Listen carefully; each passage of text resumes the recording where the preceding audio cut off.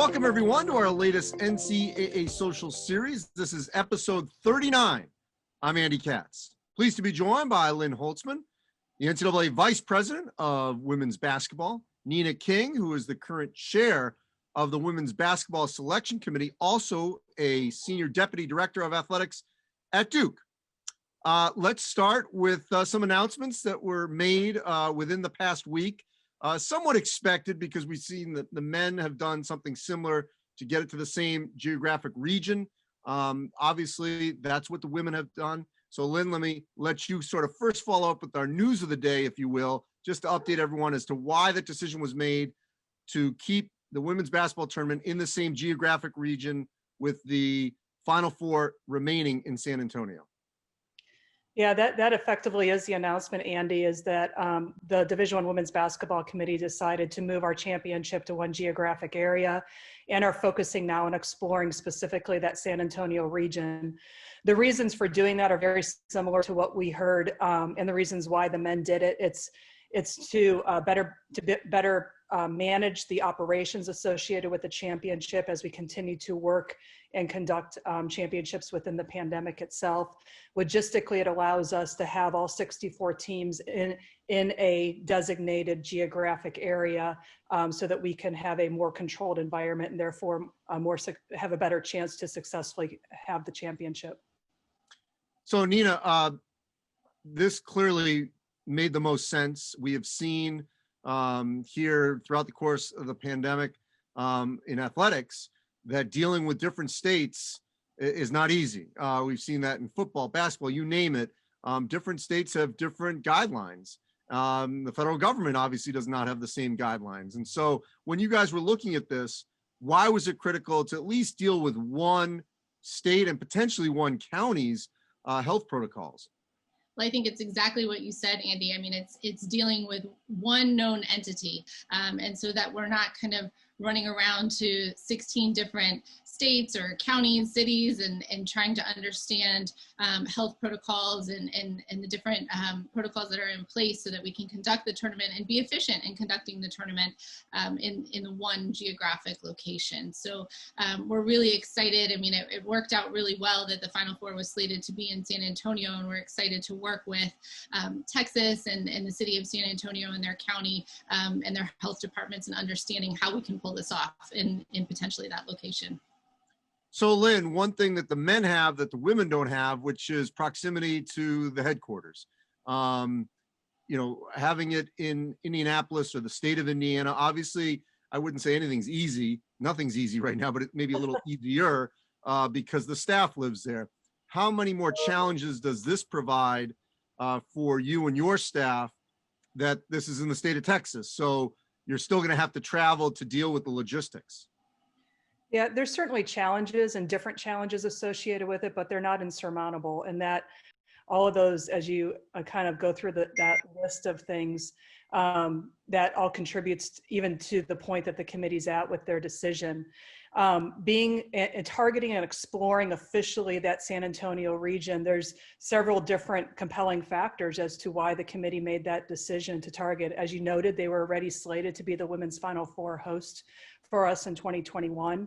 But in San Antonio, we also have an experienced local organizing committee.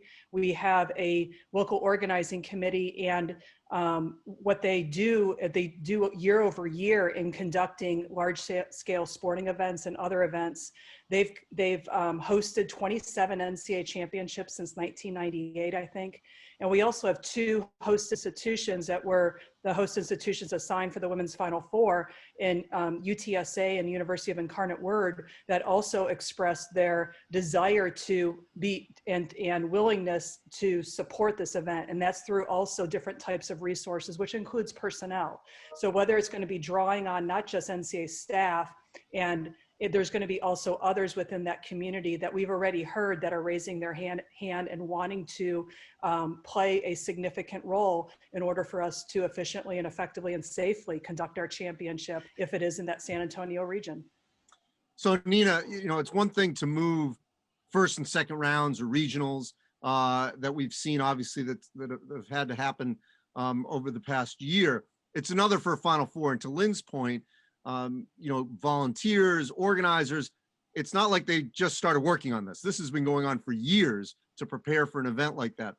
How much was that factored into not wanting to touch the Final Four, that ultimately, if you had to deal with regionals before that, that's potentially doable, but the Final Four is sort of a different animal that you'd have to deal with?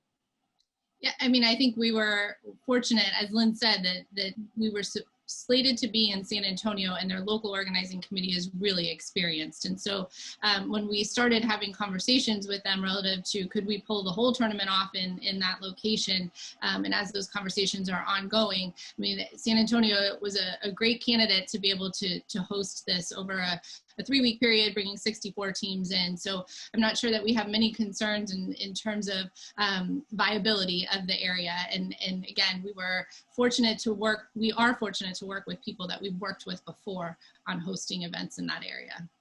So Lynn, another difference I think with the men versus the women, obviously, versus the women, is that the first round was slated to be on campus.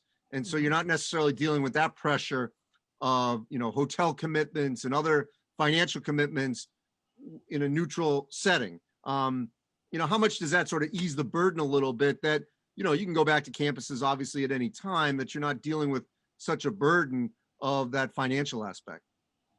Yeah, there's a organizational, there's a resource, there's the personnel finances, like you said, overlaying all of this, as we've seen both from the men's basketball decisions and what the women's basketball committee has done here, is this notion of us creating the safest environment that we're able to, in controlled environment, in order for us to conduct the championship.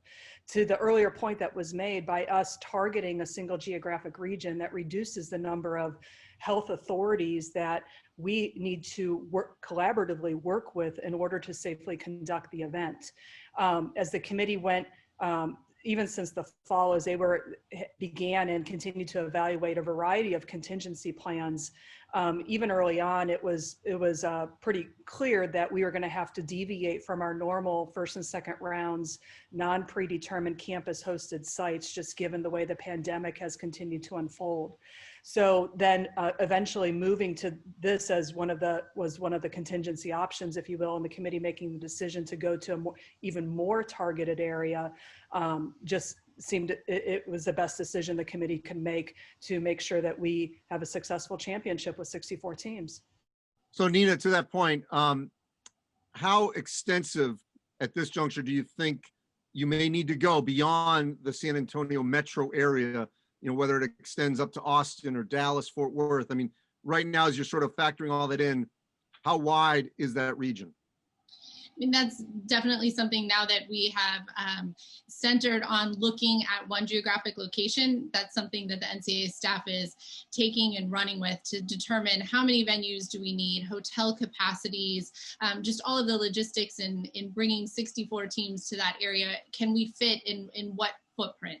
And so the NCAA staff has hit the ground running and trying to determine, is that just the city of San Antonio, or do we branch out into surrounding areas?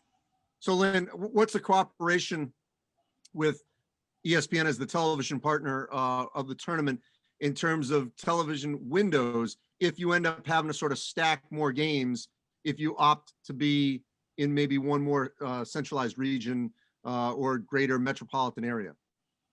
Well, ESPN, obviously, being the broadcast partner for our Division I Women's Basketball Championship and broadcasting all of the games, the discussions also have begun with them just to ensure that they are working side by side with us and the committee to answer questions just as you outlined, is that as you look at this, conducting this championship and recognizing that the number of actual sites and venues is different than a normal championship year. Normally with those 16 non-predetermined first and second rounds, 4 regionals, and then your women's Final Four, you're looking at 21 different sites.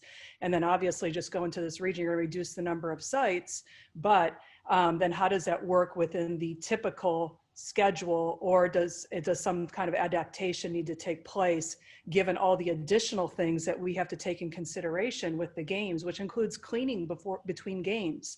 So the gap time between games seemingly is going to be different as well. But all that being said, ESPN, they're an important stakeholder in women's basketball. They're a very key partner for us, and we are working very collaboratively with them and in developing some of the different models to be in this region potentially that the committee will then be able to make a decision on. So Nina, one thing that I know has been discussed for both sides is sort of once you get to Selection Sunday or Selection Monday in the women's case, what is that time period like before you actually start playing? How long is a potential quarantine? How much testing goes in before you actually start playing? And then once you start playing, you're all in one sort of area, so you don't necessarily need to take, significant days off in between that first weekend and the second weekend.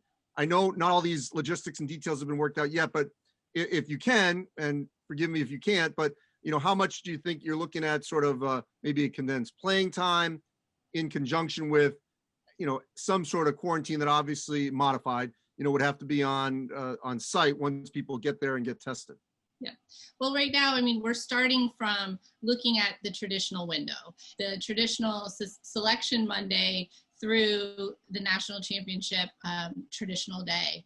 And so we'll work with local health authorities to figure out what is that quarantine period, and with Dr. Hainline and the medical advisory group in terms of what's appropriate in quarantining and when we can get teams and student athletes practicing in games. And we'll figure out, again, we had a bunch of contingency plans to figure out where we're going to have the tournament, and now that we know that we're going to have it in one location, we're going to work through a bunch of contingency plans to look and see what the timeline looks like. So still, as you indicated, a lot of details yet to work out, but we're looking at so many different options at this point. Yeah, Lynn, what I think is really cool is you could actually have sort of a combination of what the U.S. Open did and the Olympics. And I say that in that with the U.S. Open that was held in August, it was a modified quarantine. Obviously, you can't have world-class athletes sit in their hotel rooms for 7 to 10 days and then suddenly play a Grand Slam. So you would need obviously some form of practice in modified controlled environment, I would think. And then once you get going, kind of like the Olympics, it could be this unbelievable event that's maybe not everyone's not playing every day, but there's a game every day of some form. And, it would seem like that, those two combined could provide an unbelievable event, something like we've never seen before, where it's all, sort of compacted, but really grabbing everyone's attention. Yeah, as you described, and as we work through all of these different models, and ultimately the committee makes decisions around what the cadence of that and what it looks like, still with the underlying theme of we need to do what our COVID medical advisory panel and the local health authorities and everyone, the advice and counsel and direction that we have. I think that it's a tremendous opportunity, not just to showcase Division I college women's basketball in a different way, but it's also a great opportunity for us as we come out of this crisis, if you will, for the committee to take some time and evaluate, hey, what did we learn about that? What can we draw from the experience we just had, and look at and pull and take it away with us in a way to continue to build women's basketball and our championship for the future. So, Nina, let's deal on the ground of the regular season. We got to get there first. And obviously, not every team is going to play the same amount of games. We knew this at the beginning. We, as a group, the three of us, talked about this in the off season. So it's the same thing the men are dealing with that the women are having to deal with because of pauses and cancellations and postponements. As the season now is starting to unfold, and it'll pick up even more, obviously, after the holidays, how is the committee dealing with the unbalanced schedules that are certainly going to come in front of you guys when you start reviewing resumes? Sure. I mean, it's going to be a challenge. I mean, resumes are not going to be apples to apples when we sit in the committee room and make those selections ultimately. We're going to have to watch a lot of games. I mean, we have before, but I think the observable component is going to come into it a lot more than it has before. We're encouraging all of our committee members to watch as much as they can, especially now while we're having games and there are games to be seen. So, I can't answer what it's going to look like because none of us have been through it before. I think we all are ready for the challenge and understand that it's going to be difficult to compare teams.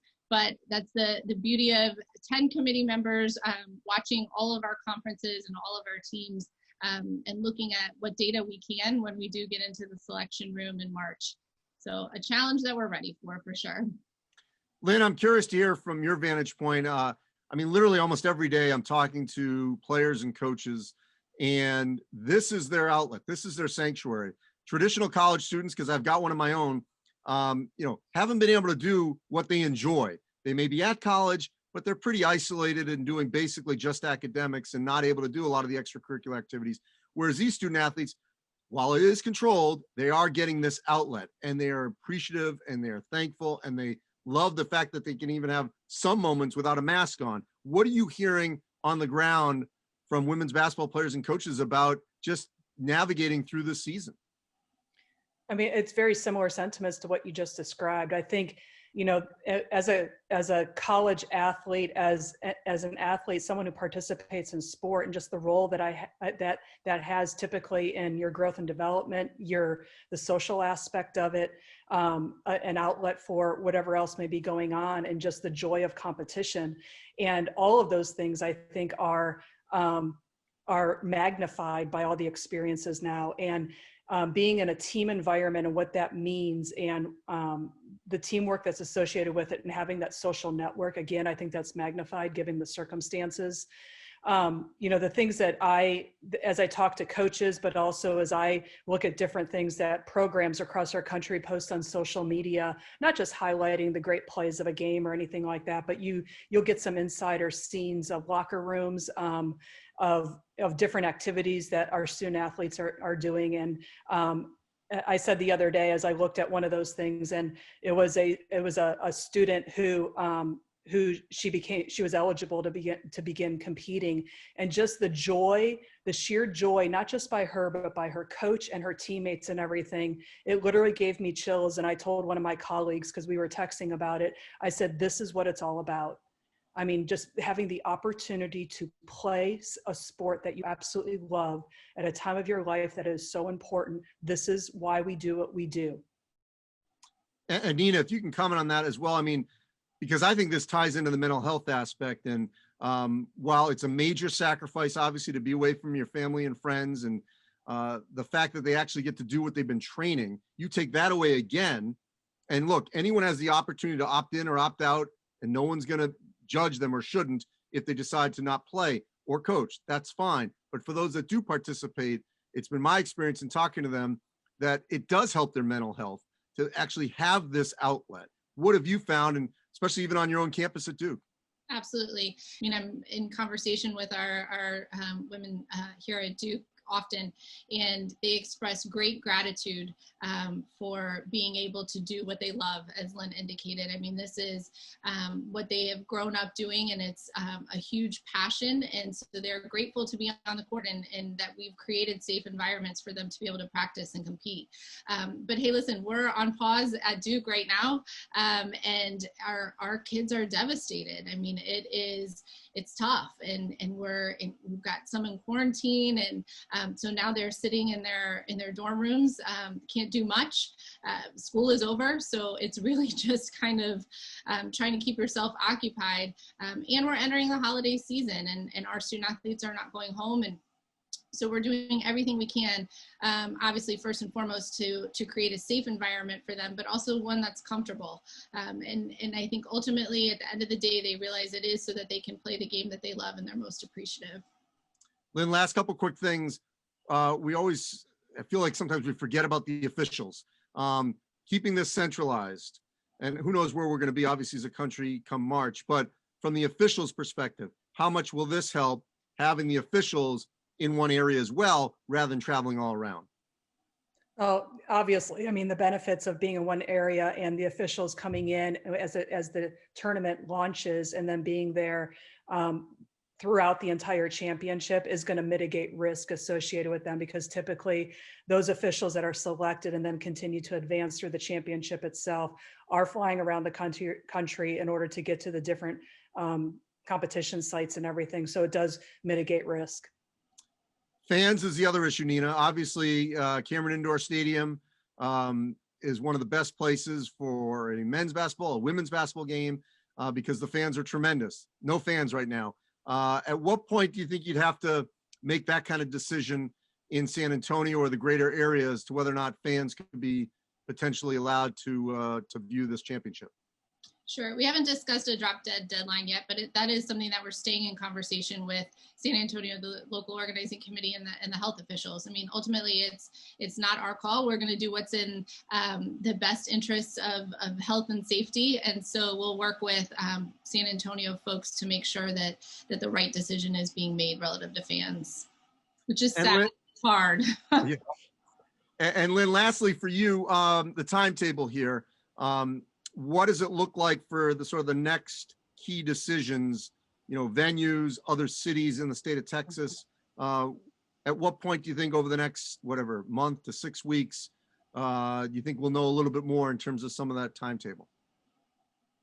Well, with the official announcement on Monday of the committee decision to go to one geographic area and exploring that San Antonio region, this next phase does allow us to formally engage with some of the different communities with regard to both practice competition venues, hotels, what the needs are, and even increased needs are associated with all of that, bus transportation, all those factors. With the committee, what the committee agreed on is that the target decision for this next phase of decisions is at the end of January. So that's what the goal is. And obviously there's a lot of things that can happen between now and then, but recognizing that it's important to get some clarity on those issues so we can continue to move forward with the planning and also communicate that to the women's basketball community. Those are the reasons the committee is targeting the end of January. And the key words here, I think, for everyone will be controlled environment, not bubble, because this will be different than the NBA and the WNBA. You can't bubble a city, obviously. So it'll be controlled environments, how it all and where anyone can go, still to be determined, but certainly will be controlled in some form or fashion when we get to that point and the women's basketball NCAA tournament. As always, appreciate both of you. This is informational, educational, and this is just step one in this process of letting everyone know in the sport where we will be come March. March Madness will happen as we predicted in 2021. And that'll wrap up episode 39. And as always, you can go to ncaa.org/social series for all our archived social series that we've been doing all the way back since March. A reminder, we will take a brief pause over the holidays, and then we will be back the week of January 4th to cover all the issues here at the NCAA. Stay safe, everyone. Happy holidays. I'm Andy Katz. We'll talk again soon.